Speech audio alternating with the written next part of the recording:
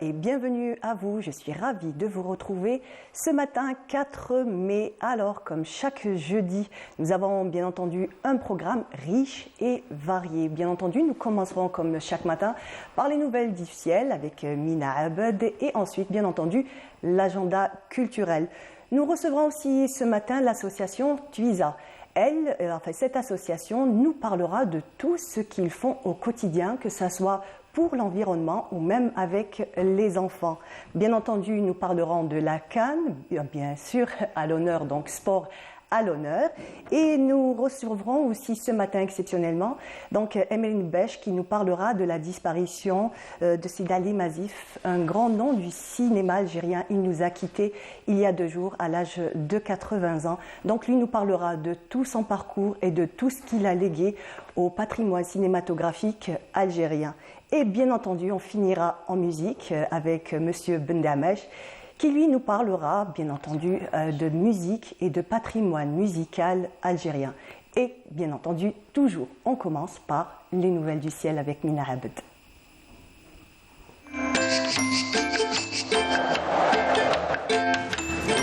La météo vous est présentée par Mobilis. Mobilis, معاً نصنع المستقبل. Mina Abed, bonjour. Bonjour Mariam. Comment vas-tu? Ça va, ça va. Doucement mais sûrement, ça va. Doucement mais sûrement. Voilà, Très bien. pas trop chaud aujourd'hui. Non. Ça va. Bon, un peu plus qu'hier, mais bon, Oui, ça va. effectivement. Mais ça va, les températures sont douces et on va pas se plaindre. Par parce rapport qu'il à a la fait semaine. très chaud la semaine dernière. Effectivement, oui. On se plaint pas. Non, on se plaint pas. On attend le mois de juin, le mois d'août pour le faire. Ça va être l'ouverture officielle Ça va être l'été, il pouvoir fera se chaud, plaindre. on pourra se plaindre. Là, on Exact. pourra se plaindre. Exact. Alors, on découvre tout de suite les cartes. On y va, Mina Abed, à toi. Merci beaucoup. Alors, rebonjour à tous et très bon réveil. Un ciel voilé pour cette journée sur l'ensemble des régions côtières. En fin d'après-midi, on rentrera un ciel de plus en plus nuageux avec le retour des orages, notamment vers l'intérieur ouest, des orages parfois accompagnés de pluie. Et puis sur la partie sud, le ciel restera partiellement voilé. En journée, vers l'extrême sud, le Gard, le Tassili, la Saoura, le Nord Sahara dégagé sur le Sahara central ou encore les oasis. Les températures de cet après-midi, eh bien, on notera sur la moitié nord jusqu'à 33 degrés à Rilizane, 27 degrés à Alger, 25 degrés à Annaba, on notera 29 à Tizi Ouzou, 27 degrés à Oran, 30 à Tlemcen, 34 degrés à Gardaya, on notera 36 à Hassim Saoud, 37 degrés à Béchar, 42 degrés à Tindouf, 43 à Dara, 42 à Insalah et enfin 44 degrés. Ça sera la maximale à Bortouadji Moukhtar et Ingezem. On passe tout de suite à l'état de la mer pour cet après-midi. On notera une mer peu agitée sur l'ensemble des régions côtières avec des vents entre 10 et 20 km/h vers les côtes ouest, entre 20 et 40 km/h sur le centre et enfin entre 10 et 30 km/h vers les côtes est. Encore une fois, excellente matinée et à tout à l'heure. Et à tout de suite.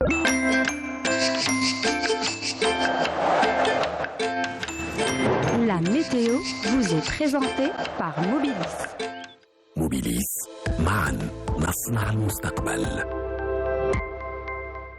Donc, Mina Abed, officiellement, il faut mettre l'écran total. Ça y est? Oui, l'écran total.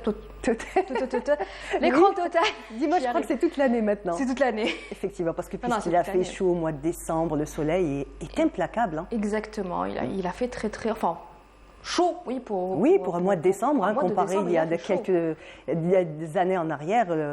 C'est vrai que les températures sont réellement en hausse, hein, on le sent, qu'on le veuille ou non. Exactement. Et partout dans le monde, en fait, pas Partout rien dans que le nous. monde, oui. Non, pas que nous, partout dans le monde, il y a un changement, hein, il y a un changement. Eh ben, Malheureusement, il y a un changement qui s'opère, oui. Eh bien oui, il faudrait qu'on fasse avec. Hein. On n'a pas devrait le choix, faire déjà dis-moi. plus attention. Exactement, c'est ça clair. ne s'empire pas déjà. C'est clair, exactement. Donc quand même, les consciences, faut que ces consciences s'éveillent. Exactement. Et que des petits gestes citoyens au quotidien, Petits des gestes au petites choses de rien du tout. C'était des petites choses de rien du tout. Ne pas jeter par terre, ne pas. Ne pas faire des distances en voiture, Voilà, inutiles. rouler pour rouler, ça ne sert absolument à Et rien. surtout aussi, bien entendu, essayer donc de pas trop gaspiller l'eau, parce qu'il faut savoir que c'est une denrée très rare de de plus en nos plus jours. rare. Voilà. Tout à fait. Et donc vraiment faire très attention. Allez, voilà, ça c'était le conseil pour Le démarrer conseil, notre du jour, émission. ne gaspillez pas. Voilà, on démarre ce matin une chanson de Manal Gharbi. On l'écoute et on revient juste après.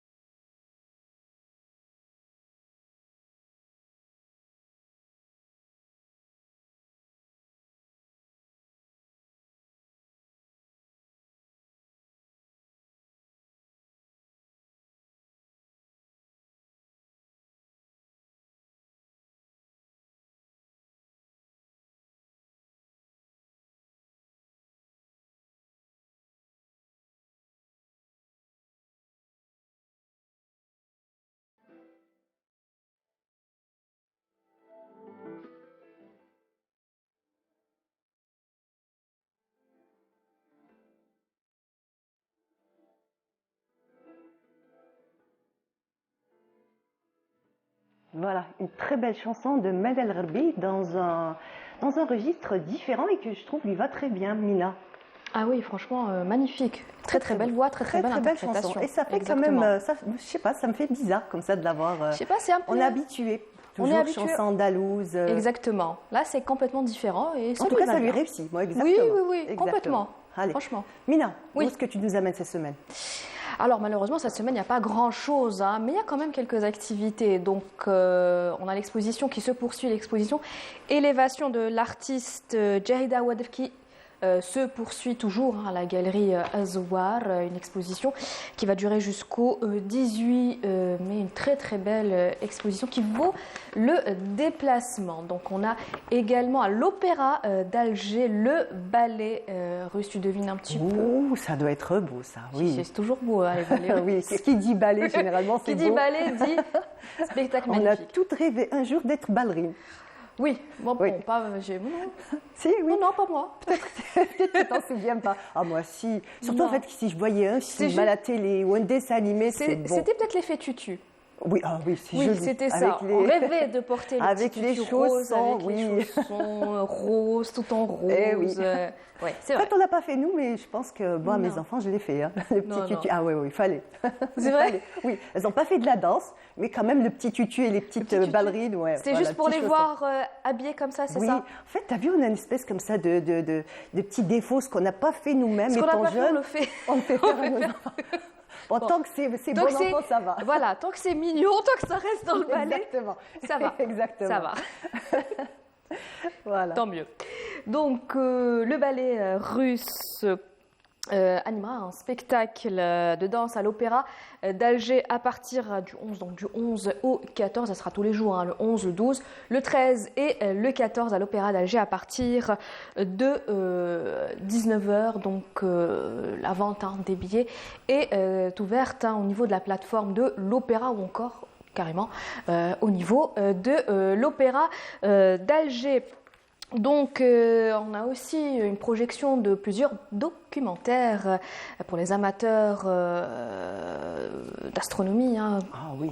Ça aussi, c'est passionnant. Ça, c'est hyper intéressant. Donc, une projection de plusieurs documentaires au planétarium de Tipaza. Donc, c'est à partir du 6, du 6 au 23 mai, à partir de 10h. Donc, allez-y, régalez-vous et emmenez vos enfants. C'est très intéressant. Donc, on poursuit avec une belle exposition de photos, Once Upon a Time in America, une exposition de photos de l'artiste Nour El Yaqin Farhawi dans la galerie Savoy d'Oran.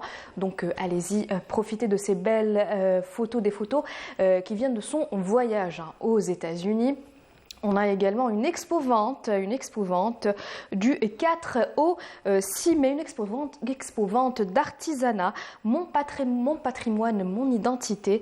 Donc à partir du 4 au 6 mai à l'hôtel Les Sables d'Or de Zeralda, une belle expo-vente de 11h à 19h. Il y aura énormément d'artistes et parmi ces artistes, on aura droit à la présence de Nordin Hamouch, céramiste, un artiste plasticien, donc qui animera deux ateliers pour enfants le vendredi et le samedi. Et pour finir, deux nouvelles projections cette semaine, Riyad El-Fath, donc un film, un thriller, un beau thriller qui parle d'un agent de police qui se fait recruter au FBI et qui se transforme en profiler. Donc pour aider le FBI à trouver un serial killer. Donc le film Misanthrope étincelle tous les jours à Riyad El-Fath et bien sûr pour les enfants, on n'oublie pas les enfants, les aventures de Ricky. C'est un moineau, je crois que c'est un moineau qui est adopté par une famille de cigognes et qui fait un voyage vers l'Afrique pour la migration. Ah bah oui, voilà. Parce que les moineaux ne migrent pas, ça on le sait. Exactement, donc c'est ça l'aventure de Ricky, essayer de partir en Afrique avec toute sa famille. Voilà, donc, super. Voilà le programme de la semaine. Les enfants vont se réjouir. Bon, pas que les enfants, même les adultes, bah oui, si on aime les animés, pourquoi pas. Voilà. Très bien, donc ça sera tout pour aujourd'hui, Mina? C'est tout pour la semaine. Pour la semaine, c'est parfait. Voilà. C'est parfait, on peut pas Il y a de dire quoi faire. Oui, il y a de quoi faire. Il y a de quoi faire. C'est vrai que c'est pas très riche, mais quand même C'est suffisant. pas très riche, mais c'est suffisant. assez suffisant. Donc, expo-vente, expo de photos, ballet, le ballet russe et les projections. Voilà, il y en a pour tous les goûts. Voilà, il y en a pour tous les goûts, les projections de films pour les amateurs de cinéma. Très bien. Merci, Mina. Merci beaucoup. Voilà, on se retrouve la semaine prochaine. Avec plaisir. Inch'Allah. Avec Sinon, plaisir. je te demanderai de suivre avec nous donc un reportage de Lamia Bedbouda, initiation à la natation pour les enfants. On regarde. Ce sont des enfants heureux comme des poissons dans l'eau que nous avons rencontrés dans la piscine de ce prestigieux hôtel de la capitale. L'association de volontariat Tuisa de la wilaya d'Alger et l'association Le Grand Bleu de Marseille ont conjugué leur effort pour offrir un stage d'apprentissage de la natation au profit de 30 enfants de quartiers défavorisés. Déjà, ce que je fais à Marseille, c'est que on a les mêmes problématiques Alger-Marseille des deux côtés de la Méditerranée, c'est que les enfants ne savent pas trop nager. Donc, je fais de l'apprentissage de la natation en mer et en piscine à Marseille et j'ai voulu dupliquer cette action en Algérie parce qu'il y a aussi besoin de ça. On a pris ceux qui n'avaient pas les moyens, ceux qui ne savaient pas nager, on les a réunis. Pour moi, c'était nécessaire de venir en Algérie faire cette action. C'est une opportunité pour les élèves de venir dans un hôtel 5 étoiles et en même temps de profiter de la formation d'initiation à la nage. Pendant 5 jours et sous les conseils avisés des maîtres nageurs, les enfants ont appris les rudiments de la natation. Certains ont vaincu cette phobie de l'eau et d'autres ont perfectionné leurs mouvements. قبل ما كنت نعوم مليح سورتو في الغرق تعلمت مقعد سور موندو نعوم في الغرق كيفاه نشدو في لافخيت كيفاه نروحو باش نروحو للغرق. جو سافي با ناجي كنت نروح شويه للبحر ولا بيسين كي جيت هنا تعلمت خير علموني دوكا نعرف نعوم مع صحابي وكاين ندخل لومبيونس تاع لا بيسين تعلمت نبلونجي تعلمت نعوم تعلمت نشد وليت ندير ان روكور تحت الماء نشد النفس تاعي. شحال تشد لي روكور ماكسيموم 25 secondes. Houssine Nouar, maître nageur sauveteur, a accompagné ses enfants dans ce stage où il est primordial de développer l'aisance de l'enfant dans le milieu aquatique. Nous, ce qu'on commence, c'est la confiance, leur montrer que voilà, c'est un milieu où ils peuvent s'amuser, ils peuvent faire plein de choses. Et nous, ce qu'on va essayer de faire après, c'est leur apporter quelques techniques qui font qu'ils vont se sentir en sécurité dans l'eau. Voilà, nager sans se fatiguer et petit à petit réussir à faire de belles choses, nager le crawl. Voilà, donc on commence tout ça en travaillant la respiration, l'immersion, la propulsion.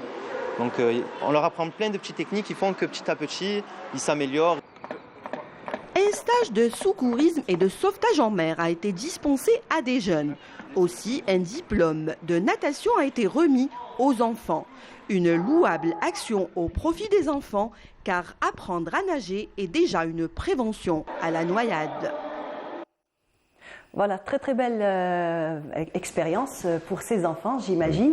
Et pendant ce temps-là, m'a rejoint donc le président de l'association Tuisa, Monsieur Sofiane Khouri. Bonjour. Bonjour et merci pour l'invitation. Merci d'être là, merci à vous. Et maintenant, on va vous féliciter à l'occasion de la Journée internationale du journalisme. Merci beaucoup. On vous souhaite, Inch'Allah, que du succès. Inch'Allah, Inch'Allah. Merci. On est là pour faire notre travail, je vous remercie. Merci. Et j'ai aussi donc le plaisir de recevoir Esma Gaillère. Bonjour. Bonjour Esma. Bonjour. Merci d'être là. Merci. Donc vous êtes membre de l'association Tuisa. Exactement. Très bien. Donc ce matin, on va essayer de parler. D'abord, on va commencer un petit peu par présenter l'association Tuisa. Oui. L'association de volontariat Tuisa de la wilaya d'Alger, c'est une association à vocation jeunesse. Elle a été créée le 11 novembre 1993 dans l'objectif de promouvoir l'action volontaire en Algérie. Voilà, donc les activités de base de l'association, c'est les chantiers de travail volontaire, Et donc on a l'aspect de l'environnement et l'aspect humanitaire aussi. Humanitaire. Donc, comme on a pu le voir dans le reportage, Voilà. c'est une action qui s'est passée il y a juste quelques jours de cela. Oui, donc c'est une activité que nous avons organisée. On parle de l'action de l'initiation. L'apprentissage à la nage. Voilà, c'est une action destinée aux enfants des quartiers défavorisés. Donc, toujours Tuisa, elle favorise les enfants des quartiers. Donc, c'est une belle opportunité pour les enfants de découvrir le milieu aquatique, marin, etc. Donc, les enfants, ils ont beaucoup aimé. Donc, c'était, voilà, parmi les activités que nous avons organisées. Il y a d'autres activités qu'on parlera durant cette émission. Donc, mis à part aussi l'apprentissage à la natation, il y a eu aussi le secourisme marin. Donc, le sauvetage. C'est quoi exactement, hein? Le secourisme marin? C'était d'initier les jeunes comment sauver une vie humaine. Donc, l'apprentissage au secourisme, c'est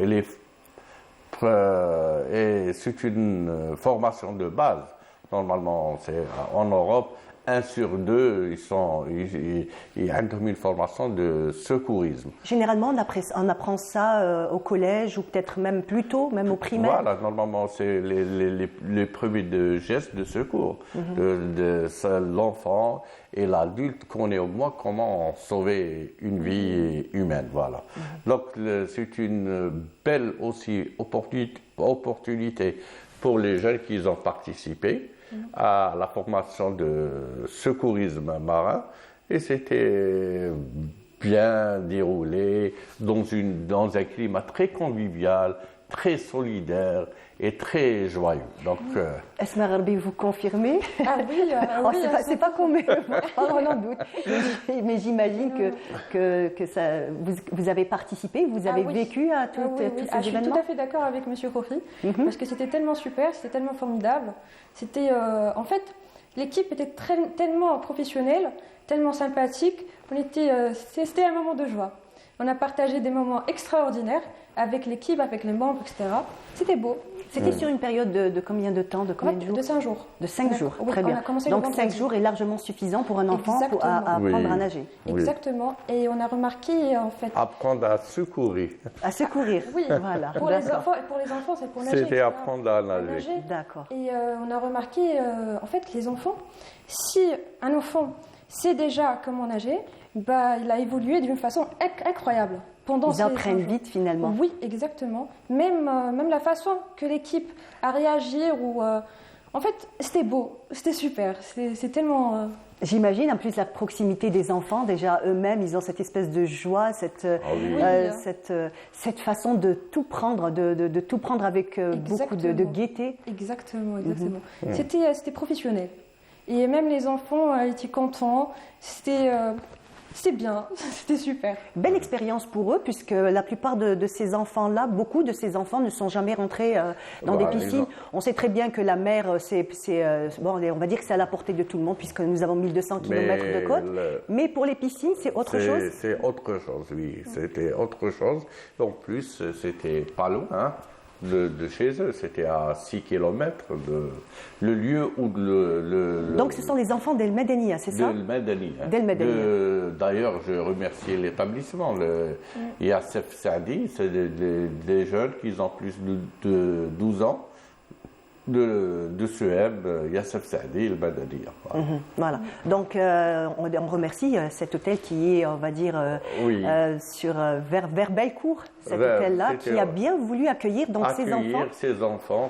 C'était vraiment formidable. Et en plus, c'était les enfants, c'était une véritable découverte pour eux. Donc, et ils ont la première fois d'entrer dans un grand hôtel, 5 étoiles, etc., Oui. C'était Ça devait être magique, j'imagine, pour eux. Magique, voilà. C'était des moments magiques avec les petits. Et d'ailleurs, même, c'était l'opportunité aussi de l'autre rive. C'était l'association aussi. C'était grâce... Donc, un bel échange, un bel échange fructueux aussi. Partenariat durable, très fructueux et très bénéfique aussi. On a vu qu'il y avait autant de le nombre de filles que de garçons. Oui, parce que d'habitude, nous, l'association Twizel est très connue. On travaille depuis notre création de l'association, on travaille dans l'optique de genre. Donc, on n'a jamais fait de différence entre filles et garçons. Voilà. Donc, nous, en plus, comme l'association fait beaucoup d'activités, nous avons des jeunes filles qui sont des animatrices de chantier, voilà, encadrent les chantiers. On a des filles qui ont participé avec nous à des grandes opérations. Donc, par exemple, les plus grandes actions que nous avons organisées ici, que ce soit ici à Alger ou bien sur tout le territoire national.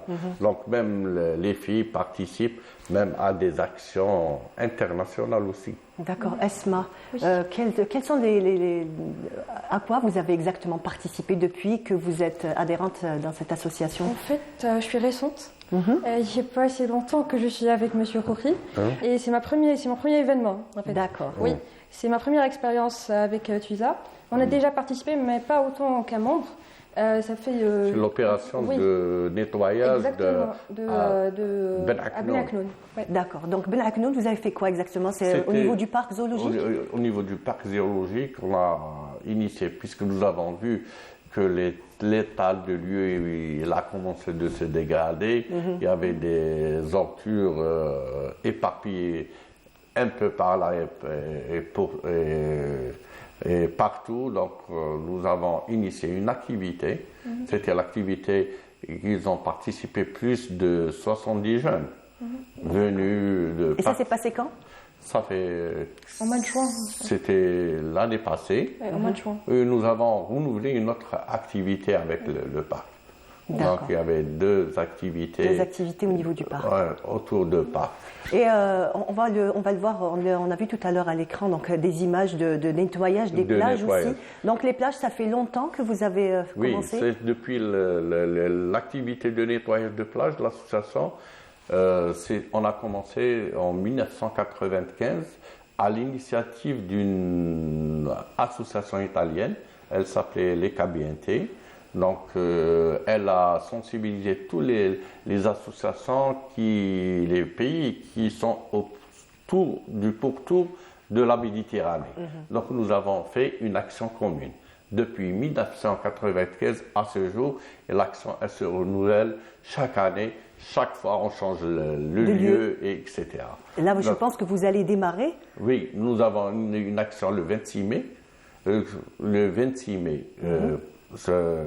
mai, nous allons faire une action Clean-up 2023. Donc, c'est de sensibiliser. Action, elle a plusieurs objectifs. Le premier objectif, c'est de sensibiliser les riverains de laisser leur lieu propre, en même temps de nettoyer, etc., de sensibiliser les autorités locales, de mettre des poubelles. Voilà, on peut voir à l'image. Voilà. On voit un petit peu ce que vous faites. Ça, j'imagine que c'est en fin de journée, une fois que vous avez ramassé... Ah oui, ça sera après l'activité que nous organisons le matin. Et l'après-midi, c'est la convivialité, c'est l'animation. Vous vous reposez un petit peu, j'imagine, parce que c'est quand même très fatigant déjà. Travailler sous le soleil, en même temps aussi, il y a le danger aussi, puisqu'on peut trouver donc, des débris de verre, hélas, donc des trucs métalliques, des choses métalliques aussi. L'opération, elle est toujours encadrée avec les médecins qui sont membres actifs de l'association. D'accord. C'est des médecins bénévoles qui viennent encadrer l'opération, en mettre tous les moyens, la boîte pharmacie, les gants, etc., pour éviter que le moindre accident. moins d'accidents. Et en plus, les animateurs, ils sensibilisent bien les enfants. Donc, ramasser le plastique à part. Et après, par exemple, le verre, c'est les grands qui le touchent, ce n'est pas les petits. Pas les petits. Voilà. D'accord. Et donc, à travers votre association, les membres, en fait, les personnes qui viennent, les bénévoles plutôt, est-ce qu'ils vous viennent de tous bords? Est-ce qu'ils sont uniquement d'Alger ou ils viennent d'un peu partout? Non, ils viennent un peu partout. Même, généralement, l'association elle est ouverte pour les jeunes qui veulent adhérer ou de s'inscrire à une action. Pas forcément, on ne force pas des gens de leur demander d'adhérer d'abord à l'association, d'inviter les gens de venir participer à nos actions. Surtout, nos actions sont à utilité publique, d'intérêt général. Esma, qu'est-ce qui t'a donné envie en fait, de rejoindre l'association? En fait, je suis membre au Hoppels Club, un club scientifique écolo de la fac centrale. Et on a déjà été invité par M. Khouri à Blacknoon. À Blacknoon, oui. C'était la première fois. Et là-bas, j'ai vécu des sentiments, en fait, des moments, des souvenirs que j'ai très bien aimés. Alors, je me suis renseignée. Je me suis dit, vas-y, on va adhérer à l'association avec M. Khouri. Et c'était super. Et je ne le regrette pas. Est-ce qu'il y a énormément de tes amis de la fac qui ont participé aussi? Oui, également. Oui. On était un groupe d'amis. M. Khouri nous a envoyé le formulaire. On a rempli le formulaire individuellement. Et voilà, on est partis et c'était super. Voilà, donc ça a bien marché? Oui, très bien, oui. Donc nous avons aussi organisé une activité avec les jeunes de la fac centrale. Donc la plupart, c'est des étudiants qui adhèrent à nos activités. Nous avons fait un chantier d'aménagement au village SOS de Dararia. Donc, un aménagement de quel genre? De faire l'opération de désherbage, nettoyage et en même temps de libérer des espaces pour que les enfants qui vivent là-bas ils trouvent mieux leur... voilà. Très bien. Voilà. Et donc les projets à venir pour l'association Twiza? Nous avons donc une opération de reboisement. On va la fêter c'était l'occasion de tremblement de terre de 2003 qui s'était déroulé à Boumerdès. Donc les volontaires ils ont décidé de participer avec l'université de Boumerdès et la sous-direction des activités culturelles et sportives, une opération de reboisement au sein de l'université où il y avait tombé beaucoup d'enseignants, de fonctionnaires et d'étudiants aussi à la fac des sciences de l'université Mohamed Bouguera Boumerdès. Voilà. D'accord. Donc l'action elle est prévue le 20e mai. En même temps, c'est une action double aussi objectif. Vous savez que le problème climatique que nous souffrons, donc on est dans une situation, donc la pluie, ça fait déjà 2 mois en fait. Très très rare. Donc il y a la sécheresse, il y a les problèmes bioclimatiques aussi. Donc on sensibilise les jeunes et les étudiants sur la question climatique. Voilà. Comme aussi on est membre de Can World sur le climat. Donc c'est une action, c'est une organisation arabe. Elle englobe plusieurs associations. Donc on fait partie de cette organisation aussi. D'accord, donc vous faites toujours de la sensibilisation, même pour le réchauffement climatique. Et on passe de sensibiliser en même temps de passer à l'action. D'accord, donc à Boumerdès, vous avez parlé donc, de reboisement. Où va se passer Il va se passer à la faculté des sciences, l'université de Boumerdès. Donc c'est au sein même de l'université que vous allez faire de l'université, oui. En collaboration avec l'association, ce n'était pas la première. On a fait beaucoup d'actions au sein de cette université. Et donc, et tous ces arbres, d'où donc, il y a les arbres, ils vont venir de GGR, de la direction des forêts, de la wilaya de Boumerdès, et peut-être on aura aussi des arbres qui vont être peut-être des privés, des pépinières privées, qui vont nous donner aussi des arbres. Donc la société civile est là et Voilà. vous soutient toujours? Oui, donc on a le soutien des institutions publiques, etc. Donc il n'y a pas de souci. Comme j'avais dit, l'intérêt, ce n'est pas pour l'association, c'est l'intérêt, préserver l'intérêt général, etc. Et donc après le 21, le 26, nous avons l'opération de nettoyage. Nous faisons ça avant la saison estivale, avant le lancement de la saison estivale et après la fin de la saison estivale, ça veut dire le mois d'octobre, on va trouver la dégradation de nos plages, etc. Hélas, c'est un phénomène que l'on retrouve chaque année. Voilà. C'est vraiment dommage, il faudrait peut-être en parler, ne pas cesser d'en parler. Et d'amplifier la sensibilisation. Exactement. Effectivement. Donc j'imagine qu'Esma aussi autour de toi, tu essayes de faire ça même dans ta vie quotidienne. Oui. En fait, je vous ai dit, je suis déjà membre au Hubbots Club. C'est un club écologique, ce qui fait tout ce qui est écolo, tout ce qui est ça nous concerne. On essaye de sensibiliser les gens aux vies quotidiennes, quoi. Pour dire voilà, concernant les plages, la moindre des choses. Et si on veut s'amuser, on veut aller à la plage, etc., passer une très bonne journée, la moindre des choses, fin de journée, on ramasse tout ce qui nous, tout ce qu'on est. Tous nos déchets. Exactement. Et comme ça, on peut protéger la terre, parce que la terre, c'est très important, quoi. On peut pas vivre dans un environnement pareil. C'est ça. Et ça marche comme ça. En tout cas, je vous souhaite bonne continuation, j'espère. Donc, vous allez participer à la prochaine... Oui, effectivement. Donc, Boumerdes. Ah oui, Inch'Allah. Très bien. Donc, Boumerdes, c'est aussi nettoyage des plages. Est-ce que je peux dire quelque chose pour Bien nos entendu, amis? monsieur Koukri, allez-y. On remercie nos amis de l'autre rive. Ils ont parti hier. Donc, je pense qu'ils sont bien arrivés chez eux, etc. On le remercie, on le souhaite, Inch'Allah, d'autres actions avec nous pour un partenariat durable. Voilà. Très bien. Donc, il y a quand même cette espèce de communication entre tous les pays de la Méditerranée, ce lien très fort qui nous lie. Et en fait, vous êtes un bon exemple de ces liens-là, bien sûr. de ces échanges qui se font. Puisque généralement, par exemple, l'action méditerranéenne, il y a plus de 35 pays qui la célèbrent le même jour que nous. Donc voilà. Donc il y aura de partage, de photos, etc. On sait qu'est-ce qui se passe en Italie, en Jordanie, en Turquie, au Maroc, etc. Voilà. Merci beaucoup, monsieur Khouri. Merci à vous. En tout cas, on vous souhaite bonne continuation. Et en tout cas, les studios de Bonjour d'Algérie sont à votre disposition le jour où vous avez une quelconque actualité ou, par exemple, lancer un appel pour essayer d'avoir le plus de participants possible. Inch'Allah. Vous êtes les bienvenus, vous, l'association Twiza. Merci beaucoup. Merci beaucoup. Merci. Esma, merci beaucoup d'avoir été là. Merci infiniment. Et je te souhaite beaucoup de belles choses donc avec l'association Twiza. Merci. Voilà. Donc, on regarde ces images et on revient juste après.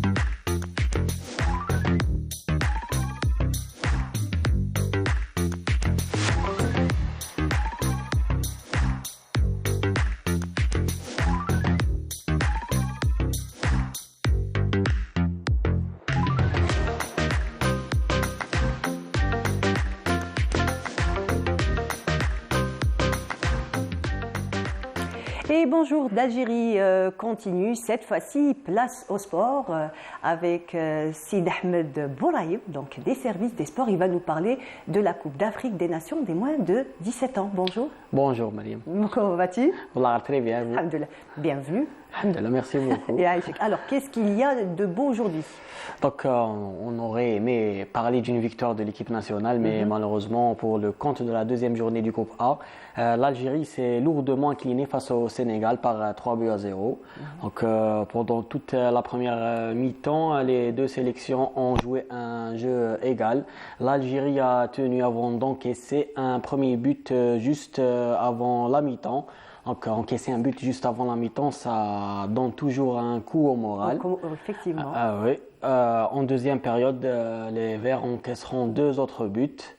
Un sur penalty et un troisième en toute fin de match. Donc 3-0, c'est le score de cette rencontre. Avec cette défaite, l'Algérie, on va dire que ça sera difficile pour décrocher la première place du groupe, mais la qualification reste jouable. On rappelle que les 2 premiers de chaque groupe et les 2 meilleurs troisièmes se qualifient au prochain tour. Dans le deuxième match qui s'est joué juste après, le Congo et la Somalie ont fait match nul, 1 but partout. Donc pour l'instant, l'Algérie est deuxième de son groupe avec 3 points. D'accord. Donc on va maintenant écouter les déclarations des 2 équipes juste après la rencontre. Je tiens à remercier mes joueurs. Ils ont mouillé vraiment le maillot. Malheureusement, voilà. Donc le football est fait ainsi. Donc on doit se relever. Aussi le staff, tout le staff qui ont travaillé, ils ont fait un bon boulot pour la récupération. Et c'est ça le football. On doit construire et bâtir sur des erreurs. Je félicite encore une fois les joueurs et j'encourage aussi l'équipe de l'Algérie, qui pour moi est une très belle équipe. Mais ça s'est joué plus ou moins un peu sur l'impact parce que nous, on avait en face une équipe joueuse, une équipe qui savait garder le ballon. Donc il nous fallait déjà les presser très haut. Il nous fallait les empêcher de faire cette première passe. Il nous fallait les empêcher de trouver leurs très bons jours dans les intervalles. En les obligeant à jouer à contre nature. Donc après, on les a obligés à dégager. Donc, et ça, je sais que c'est par le jeu. Et nous, derrière, on avait la hauteur pour prendre les ballons et prendre les deuxièmes et pour contrôler le jeu. Voilà. Donc voilà, on a écouté le sélectionneur national Al-Sqirman et le sélectionneur du Sénégal, Sergine. On rappelle que la sélection nationale jouera demain pour le compte de la 3e journée un match face au Congo. Ce sera à 20h au stade Nelson Mandela. Dans le même temps, à Constantine, il y aura Sénégal-Somalie toujours pour le compte du groupe A. Voilà. Donc, Mariam, un événement continental, c'est pas que dans les stades. Pour l'occasion, la Fédération internationale, la FIFA, a organisé un atelier sur l'échange de connaissances. C'était organisé hier à Alger. Cet atelier a vu la participation de plusieurs pays. Donc, en plus de l'Algérie, il y avait la Zambie, l'Afrique du Sud, le Cameroun, la Côte d'Ivoire, le Ghana et le Sénégal. Parmi les objectifs de cette rencontre, une meilleure formation des entraîneurs formateurs, car jugée indispensable au bon encadrement des jeunes talents. Très bien. Voilà. Alors, quoi d'autre encore? Donc, on rappelle que c'est une CAN U17, donc la plupart des joueurs ont entre 15 et 16 ans. C'est encore des gamins, donc. Hein. Oui, c'est ça, c'est encore jeune oui, pour, donc il y a autant d'adrénaline. Oui, il y a un projet de joueurs professionnels. Pourquoi pas atteindre un niveau mondial? Il y a beaucoup de joueurs africains qui jouent dans de grands clubs européens. Et ce genre d'atelier, ce genre de séminaire, c'est pour eux, c'est pour aider à améliorer leur formation. Et c'est tout le mal qu'on leur souhaite, Myriam. Exactement. Donc, il y a encore une déclaration? Oui, donc l'Algérie était représentée par le directeur technique national, M. Moustapha Biskri, qu'on va écouter au micro de Saïd Fellek. Bon, l'objet de ce séminaire, c'est les échanges de connaissances. Knowledge exchange, en anglais. Donc sur le thème général aussi, c'est le TDS, c'est le développement des jeunes talents sportifs. Comment d'abord l'identifier, quelle est la méthode d'identification, quelles sont les voies de l'identification, l'issue de cette identification, le développement de ces talents et l'issue de ces derniers. Voilà les grandes lignes. Maintenant, ces échanges-là, qu'est-ce qu'un pays peut en tirer de l'autre pour développer le talent et bien sûr les jeunes qui puissent avoir un football de demain plus percutant, plus développé. Et c'est ça, parce que le football de demain, c'est l'enfant d'aujourd'hui. En Algérie, la priorité, c'est la formation des formateurs, c'est des entraîneurs. Puis bon, au niveau des académies, par exemple, quand on a dit qu'on va lancer 16 académies, c'est pas dès l'année prochaine, par exemple, c'est qu'il y a des échéances. On commence, par exemple, là, on peut commencer par 4-5 académies et des classes foot. Voilà, donc beaucoup de projets. Oui, exactement. Donc, comme on vient de dire, le football a beaucoup évolué. On mise beaucoup maintenant sur les jeunes, sur la formation. Monsieur Moustapha Biskri a eu des échanges avec ses homologues africains, des échanges de stratégies, des stratégies de formation à moyen et long terme.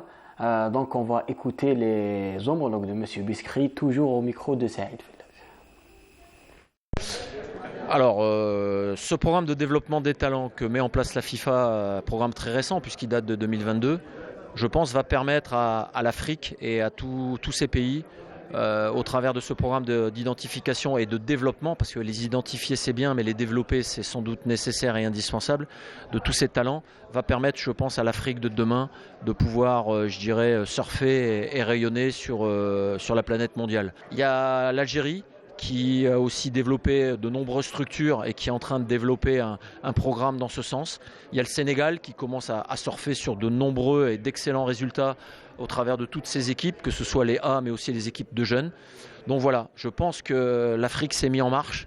Et vu la quantité et le nombre de talents qui composent tous les pays d'Afrique, je pense que l'Afrique de demain va peser lourd dans le football mondial d'ici quelques temps. Au Sénégal, nous avons fait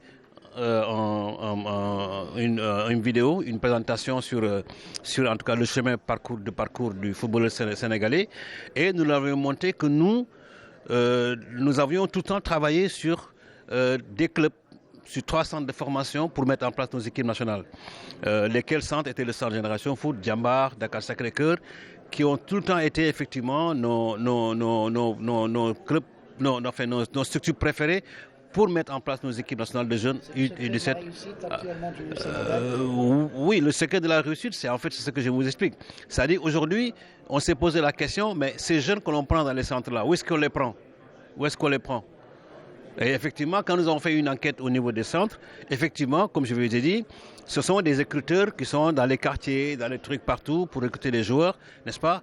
Alors nous, on s'est dit, mais il faut qu'on organise ça, cette façon de recrutement.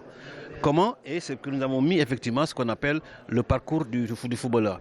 Nous sommes venus à un séminaire d'échange et de partage de connaissances sur le programme de développement des talents que la FIFA met en place.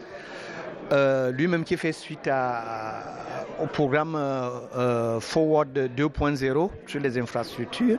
Lui, c'est 3.0 pour accompagner le programme de développement des talents, parce que l'objectif, c'est de réduire l'écart de niveau entre les grandes nations et les nations moyennes, en donnant plus de chances aux différents talents, en donnant, n'est-ce pas, la possibilité à chaque fédération d'identifier les meilleurs jeunes, c'est-à-dire les jeunes à fort potentiel, et de les mettre dans des conditions qui puissent leur permettre de se développer et de s'épanouir et de devenir des footballeurs de très haut niveau. La Fédération algérienne de football a répondu favorablement par rapport à l'organisation de cet événement, puisqu'il s'agit d'un sujet très intéressant qui intéresse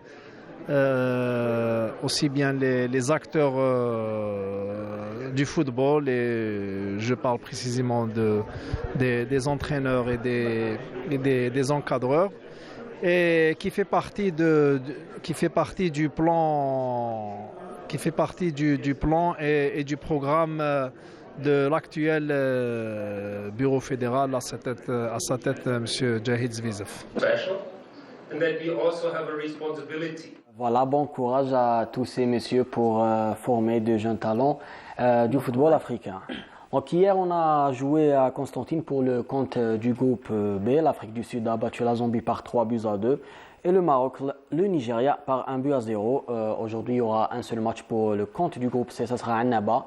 Cameroun-Mali, c'est à partir de 17h. Et on rappelle encore une fois, Algérie-Congo, ça sera demain au stade Nelson Mandela à 20h. Donc on lance un petit message au public. Soyez nombreux pour encourager nos jeunes.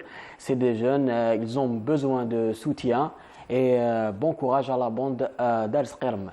Voilà, ben bon courage à toute cette bande. On leur souhaite beaucoup de réussite et surtout pour demain. Donc allez-y nombreux. Si vous pouvez aller au stade, allez-y, ça leur fera du bien. Ah, exactement. Voilà, très bien. Merci beaucoup. Merci beaucoup à vous. Merci Sid Ahmed. Merci, c'était un plaisir. Ben, j'espère qu'on en sait un peu plus donc, sur la Coupe d'Afrique des Nations. Voilà, il y a des moins de 17 ans qui se jouent jusqu'au 9 mai. Jusqu'au 9 mai, très bien. Merci beaucoup. Merci. Voilà, on continue donc notre programme avec un sujet de Feri El Hamdi, les portes et les remparts d'Alger. On regarde. Alger, El Mahrousa, la bien gardée, doit son appellation à ses fortifications invulnérables sous la régence ottomane. Il faut savoir que à l'époque de la régence ottomane, Alger, on appelait Alger El Mahrousa, la bien gardée. Donc, qui dit bien gardée, ça veut dire qu'elle avait des fortifications, un système défensif très très puissant à l'époque. La défense d'El Jezaïr était assurée par 1650 mètres de remparts, 20 forts, 13 batteries intérieures et 16 batteries extérieures. Si on voit Alger à partir du port, nous avons toute la façade maritime, donc qui était carrément un rempart avec plusieurs borches. Et les remparts allaient vers le haut et se rencontrent au niveau de la citadelle. Ils se rencontrent. Donc ce que vous voyez là, ça c'est un pan de cette muraille, parce que la muraille a été démolie par la colonisation française, mais ils ont gardé quelques pans que nous allons voir.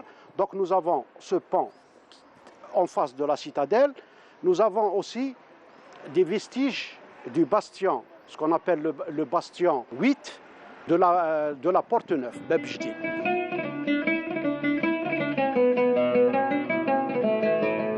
Tous les historiens s'accordent à dire qu'Alger était entouré d'une muraille percée de 5 portes.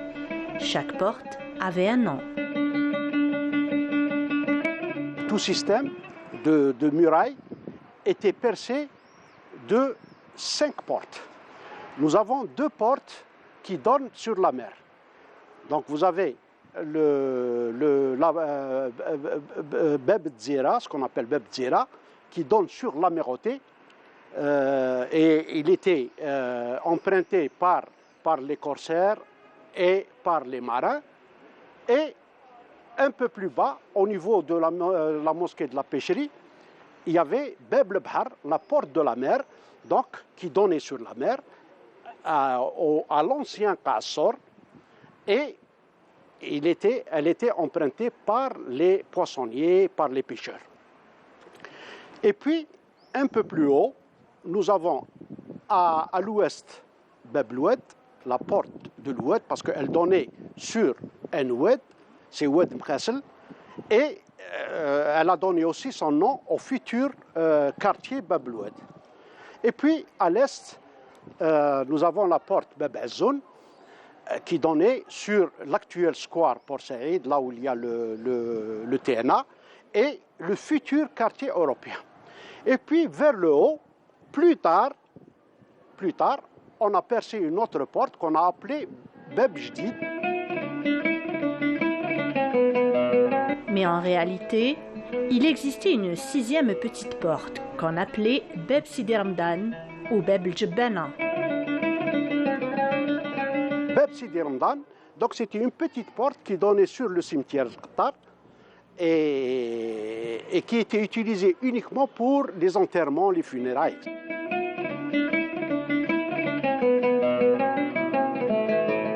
Depuis la naissance d'Alger, sa fortification a dû avoir plusieurs portes au gré des aléas de l'histoire et des différents souverains sur plusieurs époques.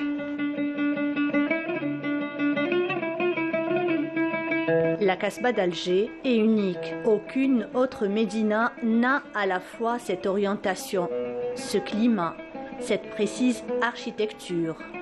Certains l'ont décrite telle ou comme un diadème sur le front d'une princesse, tour à tour surnommée El Baïda, El Jazia, El Mahrousa.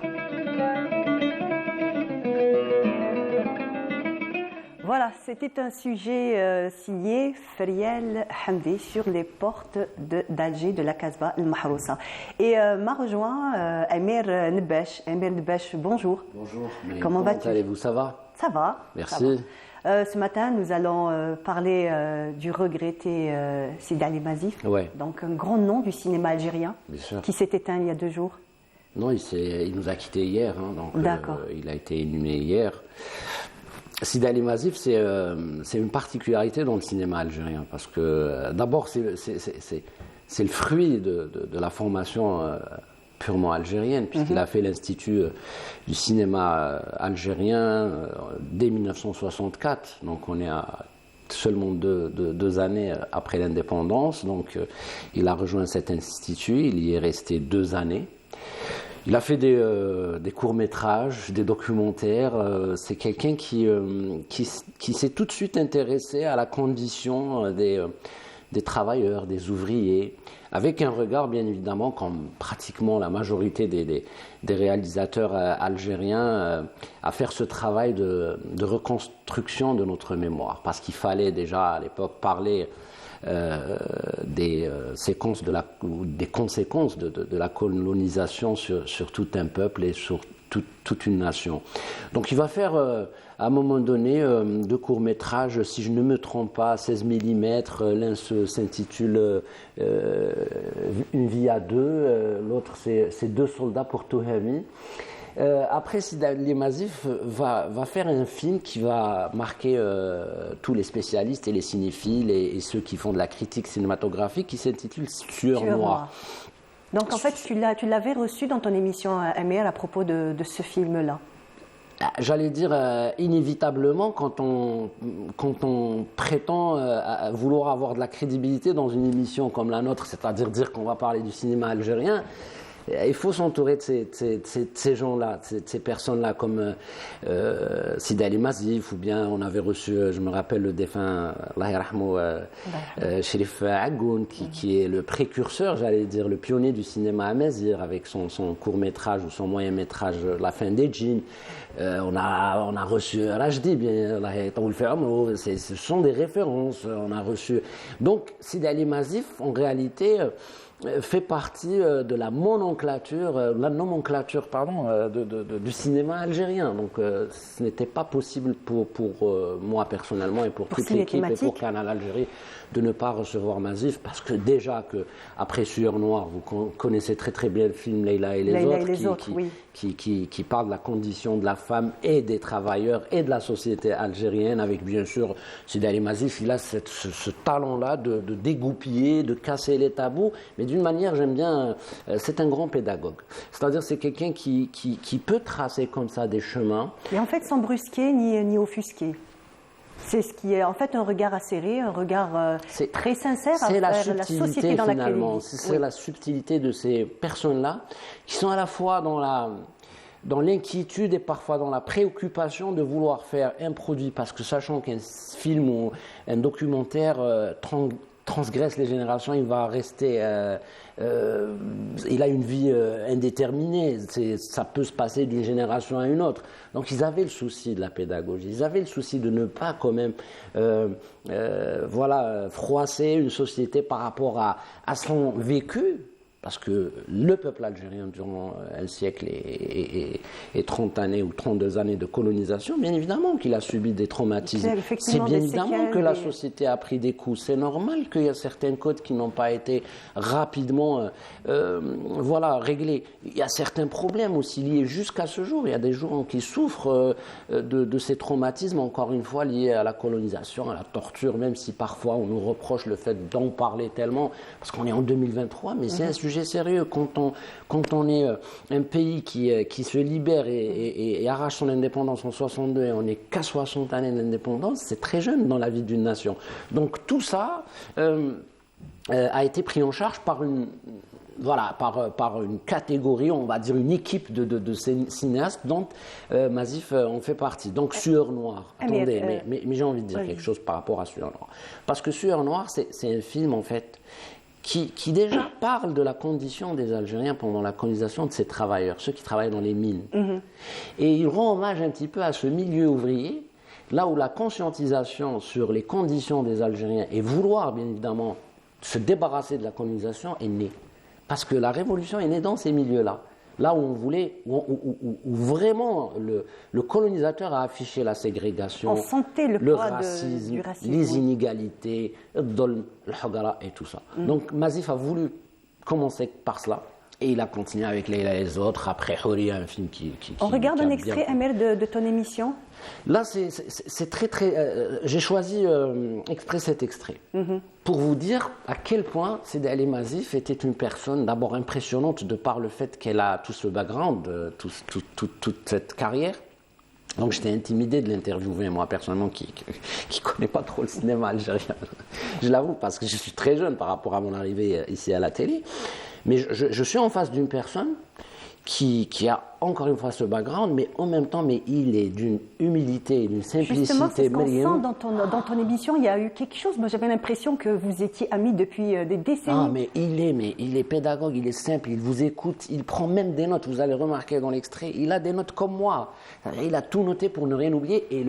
Et ce qui est fabuleux dans cette émission, spécialement cet extrait que j'ai envie de montrer, c'est qu'il n'est pas venu pour parler de lui, il est venu pour parler de Mohamed Slim Riyad, c'est-à-dire un autre réalisateur qui a fait La Voix, qui a fait des films comme Sanaoud, qui a fait Autopsie d'un complot, un autre militant pour tout simplement dénoncer toutes les... un grand homme dénoncer les oppressions, dénoncer les colonisations dans le monde. Oui, exactement. Donc on va voir cet extrait, vous allez voir comment il parle, Sidi Ali Mazif. On y va. Allait disparaître. Donc j'étais un peu le témoin d'une époque et d'un genre de vie de ces pasteurs qui vivaient d'une façon vraiment misérable et que la révolution agraire a essayé de tirer un peu de leur situation précaire pour les mener vers la modernité. Et Slim Riyad avait fait un film sur la révolte des jeunes filles. Moi, je me suis occupé de la condition féminine bien après. Avec Leila et les autres. Houria aussi. Bien après, donc il y avait Leila et les autres, Houria, les passions, la violence contre les femmes, etc. C'est-à-dire, si je vous parle de ça, c'est un petit peu expliqué. Un humaniste. Moi, franchement, je l'ai rencontré il n'y a pas très longtemps. Parce qu'on habite le même quartier. En fait. Sidi Ali Mazif était un matinal, c'est quelqu'un qui aime bien marcher. Et on se rencontre et on parle justement de 2 documentaires qu'il a voulu passer sur la violence faite contre les femmes et contre les enfants. Et il me dit, Amir, j'insiste, il faut programmer ça. Et je dis, oui, bien sûr, Sidi Ali, avec plaisir, parce que c'est quelqu'un qui a toujours dit oui à Canal Algérie. Vous savez que pour Le Patio, par exemple, le film Le Patio, l'exclusivité a été donnée à Canal Algérie. Nous sommes la première télé à avoir diffusé Le Patio dans son intégralité, dans ses thématiques, grâce au concours de Sidi Ali Mazif. Donc un film qu'il a fait en 2015, Le Patio. Ça a été l'un de ses derniers films. Oui, on long métrage, oui. Oui. Sidi Ali Mazif a voulu faire ça. Constantine, c'est un retour un peu à Constantine, parce que lui, Huria, il a fait le film, il a fait à Constantine. Il y avait notre ami, le réalisateur de Constantine, que je salue, l'homme qui a tout le temps fait du théâtre à Constantine, dont je vais me rappeler, mais Sidi Ali Mazif a voulu dire, parce que je le salue pour ça, il a dit, moi je ne vais pas que tourner à Alger. Il faut profiter de la richesse de notre pays. Je vais porter mes caméras, toute la machinerie de la cinématographie à Constantine, et c'est l'un des films où on voit les ruelles de Constantine, on voit les comédiens constantinois, on voit la fac de Constantine à l'époque, avec les jeunes, etc. Et c'est un autre film qui parle justement de mères célibataires, donc qui s'attaque à ces thématiques. On regarde un extrait de Leïla et les autres, Amir. Bien sûr, avec plaisir. D'accord. خدمتها راهي تتحول محفوظ جرد لي اسامي اللي يروحوا مخشان وجيب لي القائمه للمكتب حاضر وقيلا ما يشقاش نعاود هايا اللي تخدم تخدم واللي بالسلامه بالسلامه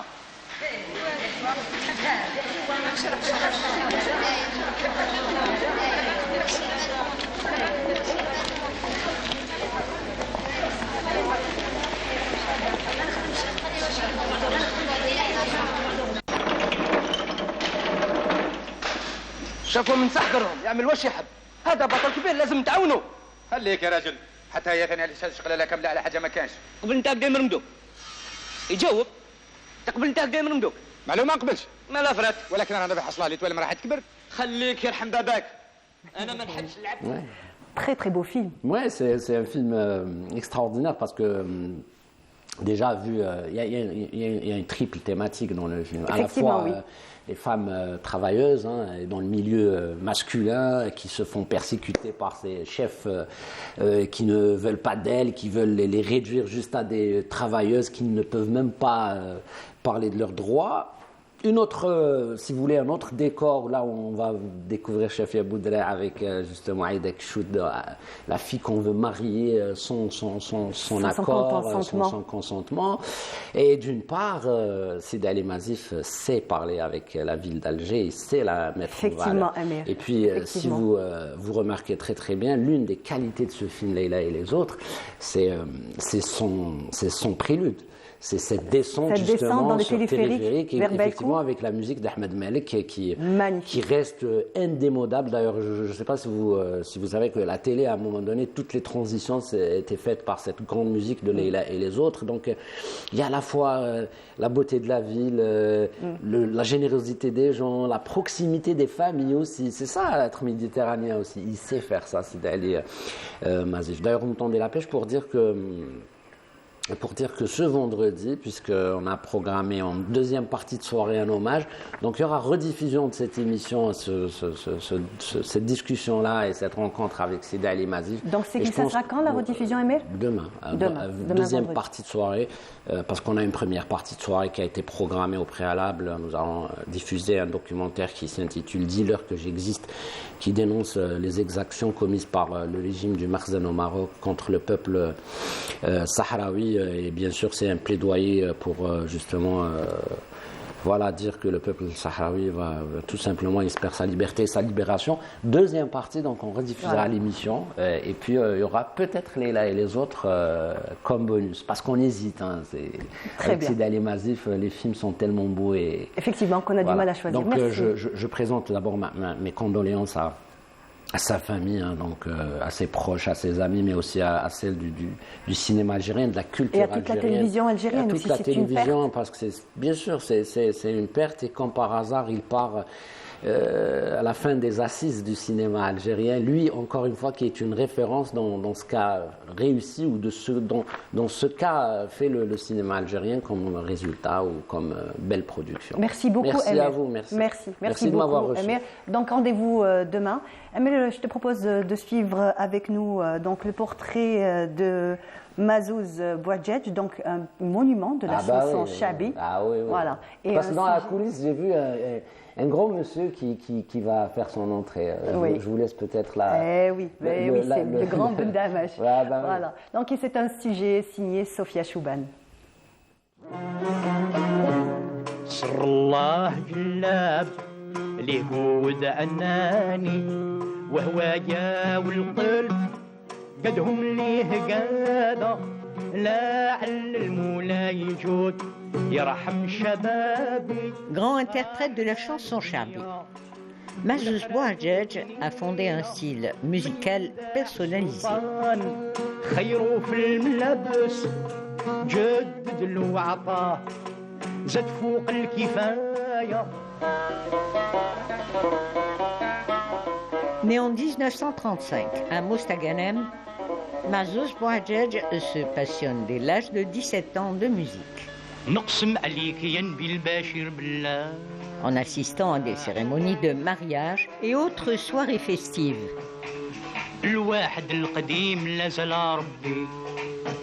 C'est ainsi que ce talentueux artiste s'imprègne du style Melhoun. Mais outre ce côté artistique qu'il développe au quotidien, il sera préparateur en pharmacie pour assurer son gagne-pain.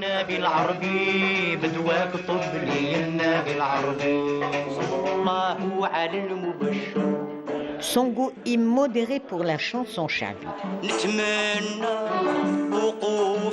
va le pousser d'ailleurs à créer son propre orchestre dans les années 50.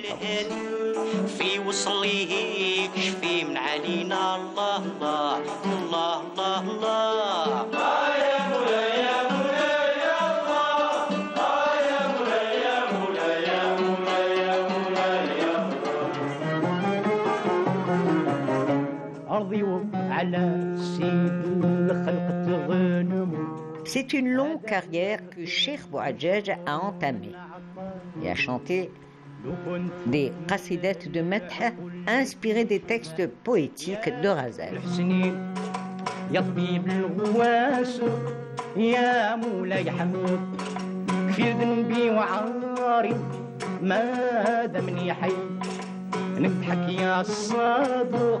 لنطض حيد اليمين وسادت عذاري خيفا جيت عندك قاصد يا صاحب الشفاعة المجد. Durant ses concerts, l'artiste a pu réussir à enchaîner sans se fatiguer de longues qasaïd populaires. الحرم يا رسول الله خيفان جيت عندك قاصد الحرم يا حبيب الله.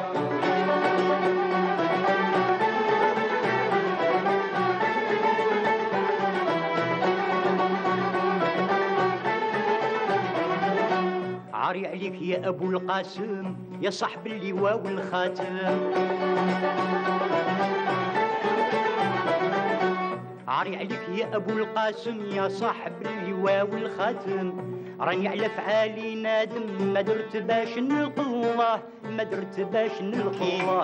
قد ما يخلق الاله وما يزيد وما ينقص في كل يوم وما يزيد قد الفضة والنحاس والذهب والحديد. En 2013, l'œuvre Mazouz Bouadjedj a rassemblé une dizaine de CD, une production d'un art lyrique et musical que de nombreux mélomanes aiment écouter.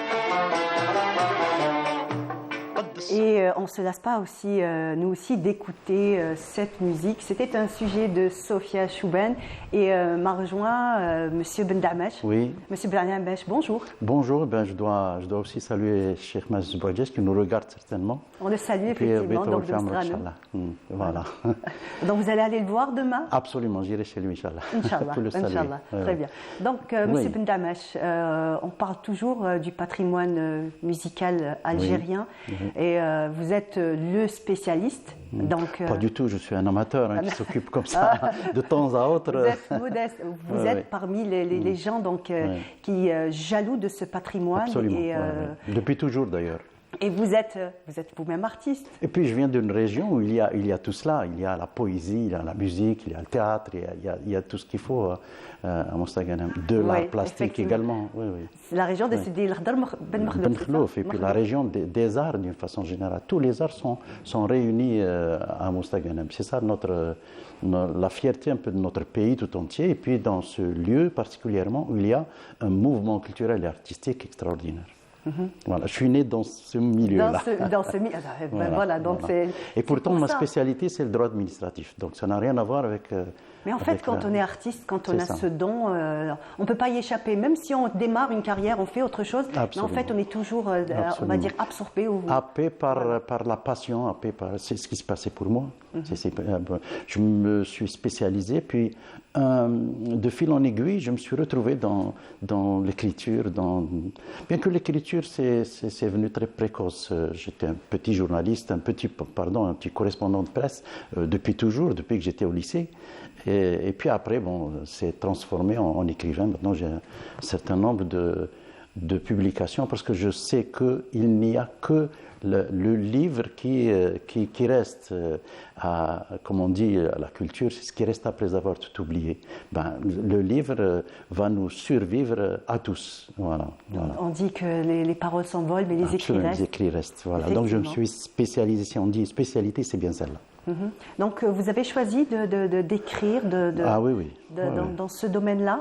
Dans ce domaine, toutes les figures musicales, poétiques aussi, et puis surtout maintenant je vire vers la poésie milhoun, puisque nous sommes attaqués de partout, nous sommes surtout spoliés de notre identité, de notre production intellectuelle, culturelle et artistique également.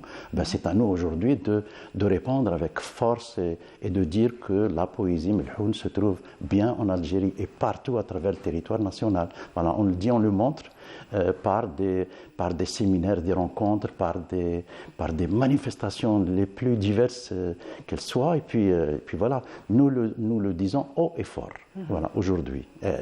C'est donc pour cela, la sauvegarde est on va dire, est de mise aujourd'hui. Absolument. Nous devons tous nous réveiller et tous dire comme un seul homme que ce patrimoine, il est à nous. Je parle du melhoun, je parle de toutes les variétés du patrimoine immatériel, il y en a beaucoup. Et notre pays est un véritable continent qui recèle, bien sûr, toutes les formes de patrimoine immatériel qui existent dans le monde. Nous l'avons chez nous et chez nous, il faut longtemps pour le mettre en valeur. Donc, il faut commencer. Quand on fait un voyage comme ça, par exemple, un voyage musical en prenant le départ d'Alger et allant jusqu'au fin fond du Sud, absolument. Donc toute cette diversité, c'est une richesse extraordinaire. C'est ce qui fait notre richesse. C'est pour ça que nous sommes aujourd'hui fiers. Je le suis moi-même en travaillant dans ce domaine-là, en cherchant et puis en ne s'arrêtant jamais. Et ça me fait plaisir que, en fin de compte, les étapes de tous les efforts que j'ai fournis sont toujours couronnées de succès, qui aboutissent toujours à une publication, et c'est ça qui fait plaisir. C'est ça qui va bâtir notre mémoire. D'ailleurs, le président de la République l'a toujours dit, il faut que nous travaillions dans ce domaine-là, la mémoire, parce qu'on bâtit un pays, une nation, avec de la mémoire aussi. Effectivement. Avec de l'économie, avec de la politique, mais avec aussi de la mémoire. De la mémoire. Et en parlant de mémoire, M. Bendameh, je vous propose de démarrer d'Alger avec les 4 piliers de la chanson algéroise. Oui, absolument.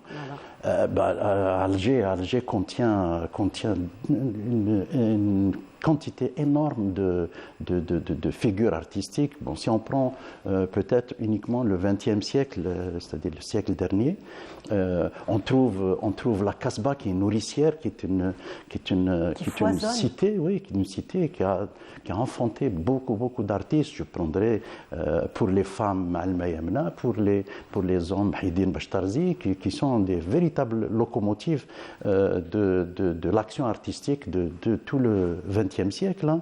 Mahidine Bachtarzi, à lui tout seul, c'était une véritable locomotive dans le théâtre, dans l'écriture, dans aussi la musique andalouse également, entre guillemets, la musique andalouse, la musique algérienne, la musique classique algérienne, c'est comme ça que je l'appelle moi-même.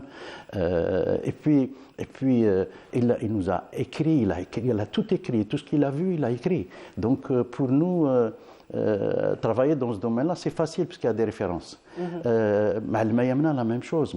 Ma'al Mayamna, d'ailleurs, c'est Mouhidine Bachtarzi qui l'a poussé, qui lui a demandé de faire d'éditer des disques à l'époque. On a fait une... Et c'était compliqué, Monsieur Bendamache, à l'époque, donc c'était très compliqué. Se mettre comme ça Absolument. En avant. Ma'al Mayamna, c'était la première femme en 1927 exactement qui est venue sur la scène comme ça avec un orchestre derrière et elle était au micro, organisation de Mouhidine Bachtarzi à l'époque au théâtre Cursal.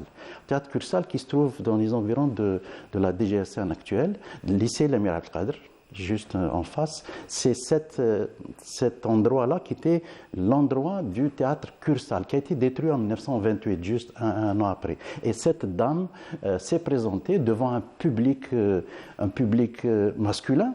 Et elle, la première dame, venant comme ça au théâtre, et l'orchestre était dirigé par un certain Joseph Kespi, sous l'organisation de Mouhidine Bachtarzi. On regarde le reportage, M. Bendamache, oui, donc on regarde ces images et on revient juste après.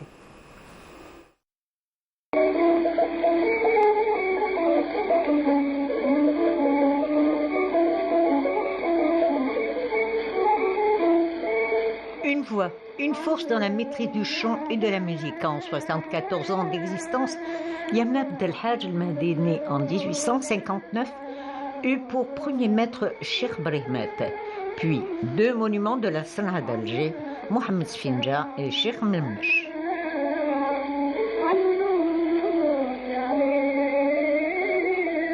L'enseignement de la Nouba a donc hissé Yamna. Elle a enregistré 500 œuvres musicales du style Aroubi, donc cela lui a valu le titre de maîtresse émérite de Ma'alma.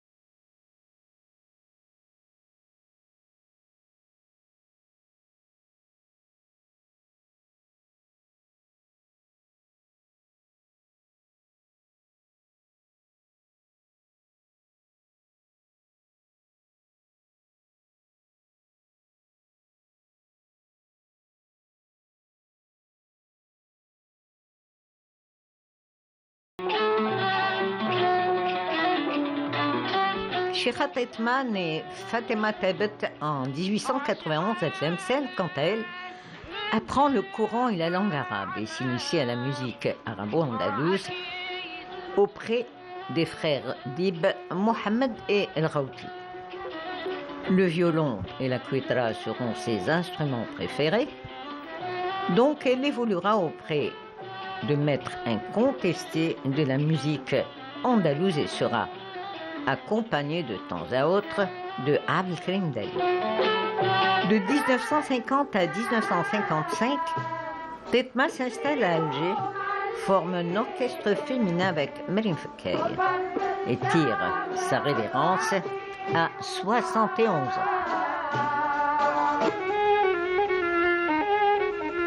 En évoquant la perle rare qu'a été Fadela Zeria, née en 1917 à Alger, c'est revisiter quelque peu les soirées que la chanteuse animait à la Casbah, tout en intégrant une troupe de théâtre de Mouhidine Bachtarzi. يا اخي الجيل نتاع اليوم يا اخي الكل هكذا على عطينا وحده وتصير سقياش فيه مريض بشره ولا قي ماشي مرض ربي مرض اللوتري ما فهمتش الناس تشيل الورق نتاع هاد العزام اللوتري بالكويرطه Mais le succès commercial du premier tube de Fadela Zeria en 1949 hisse la chanteuse sur le podium et enregistre plus tard 19 chansons de 1950 à 1954.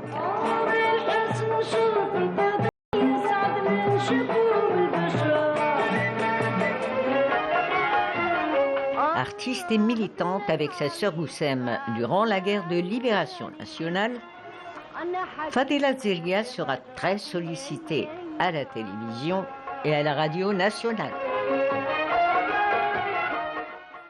C'était un reportage de Sofia Chouban. Oui. Monsieur Bendamash, vous me disiez que vous étiez présent en 1969. 1969, c'était en novembre 69. Et cette soirée-là a eu lieu le vendredi 28 novembre 1969. C'était le premier festival national des chants populaires. Et puis moi, je représentais à l'époque dans ce festival la wilaya de Mstagana. Voilà. D'accord.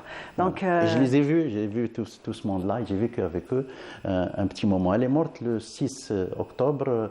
Une année après, 1970, là.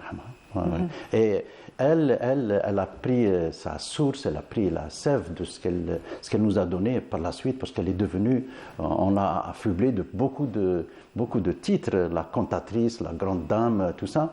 Pourquoi? Et puis c'est vrai, c'est le peuple qui l'a elle a été tout de suite adoptée, en fait. Tout de suite, ah oui, tout de suite, depuis très jeune, parce qu'elle avait 12 ans, peut-être 13, 14 ans. Elle allait assister aux cérémonies familiales qu'organisait Ma'al Mayamna.